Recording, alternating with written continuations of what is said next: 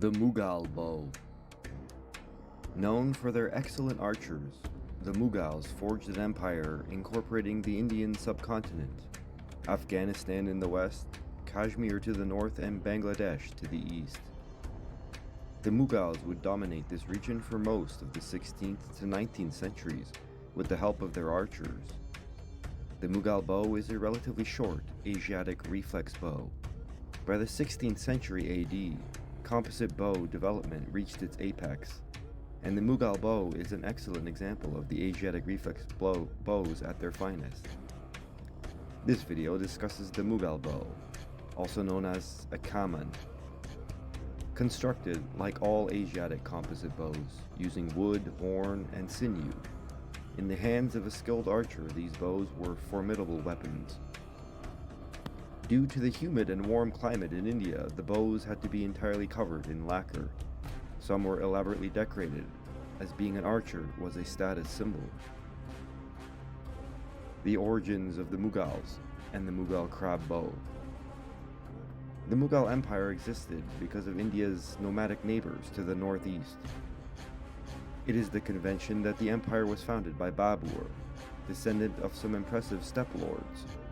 He was a descendant of Timur and Genghis Khan, through his father and mother respectively. Born in the area of modern-day Uzbekistan, Babur hailed from the Barlas tribe, which had its origins on the Mongol steppes but embraced Turkic and Persian culture. The name Mughal is in fact a Persian corruption of the word Mongol. They had converted to Islam centuries before Babur's birth. February 14, 1483. Babur spoke Persian, the lingua franca of the Timurid elite. Being ousted from the Central Asian domains, Babur would turn his ambitions to India and form the Mughal Empire.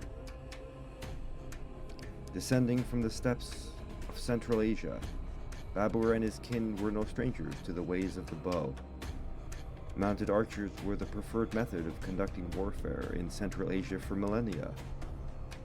The construction of bows proved challenging in the Indian subcontinent due to the hot and humid climate.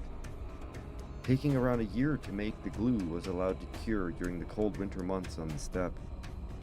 Sinew would be added later and also allowed to cure for several months. The yearly monsoons of India were not a welcome weather phenomenon for the new nomadic invaders. Typically, Mughal bows received several coats of lacquer to seal and protect them. The standard kaman measured approximately 1 meter in length. Mango or rain tree wood makes up the core of the bow. Catgut, natural fibers from animals' intestines, cover the back of the bow. They serve the same purpose as sinew backing. They resist compression and add elasticity. Buffalo or wild goat's horn were used on the belly of the bow. A final wrapping of birch bark may have been used to seal the bow. Then paint and varnish is applied to help further seal the bow. Much like many of the contemporary Turkish bows of the same era, Mughal bows were highly decorated status symbols as well as practical weapons. Mughal archery and warfare. Similar to the fighting style of all steppe nomads, the Mughals fight on horseback with the bow.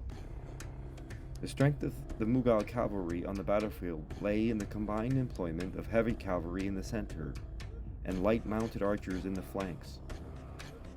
In the tactic called talkama, the latter wheeled around the enemy, firing volleys of arrows. This had to be done repeatedly from about 200 feet or 250 meters maximum. Each archer had 40 to 50 arrows in his quiver. The tactic was used to wear out the enemy's troops, to lure them into uncoordinated and untimely action, and in other words, to make them easy victims of the oncoming charge of the heavy cavalry.